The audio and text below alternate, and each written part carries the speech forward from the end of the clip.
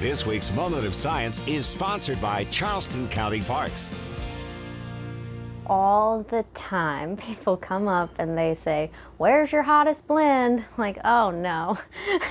The ladies of the Charleston Spice Company create spice blends for every palate, but when it comes to the hot stuff, they use peppers to give it that kick, coming in different shapes, sizes, and more importantly, different levels of spiciness, classified by Scoville units. And it's basically a measurement of how hot the pepper is. The bigger the number, the hotter the heat. Like smoked paprika has 250, and so that's not spicy. On the other end of the scale, the Carolina Reaper is just off the charts. The world's hottest pepper, measuring in at an astounding 1 to 2 million Scoville units, nearly 200 times spicier than a jalapeno. While the Scoville scale is somewhat subjective, I can assure you I would not be able to speak if I ate it, so I'll settle for an habanero.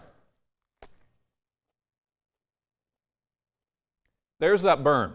It feels like my mouth is on fire as capsaicin, the chemical that makes things spicy, binds the receptors sensitive to temperature, tricking the brain that I ate something hot, which triggers that burning sensation. Ooh.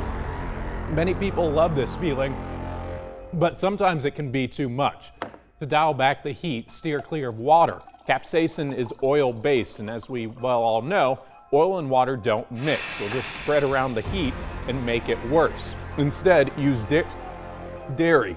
Casein, the protein in milk, helps break the bond between capsaicin and those receptors. By the way, plant-based beverages don't contain casein and may be less effective. However, they're still better than water, as the fat and sugar in them can temporarily neutralize the spice.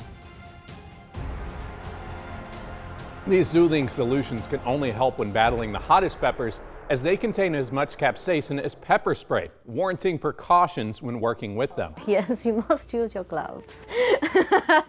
And even mask and eye protection when they create their hottest blends with the Carolina Reaper, which is roughly 20 times spicier than the habanero I'm struggling with.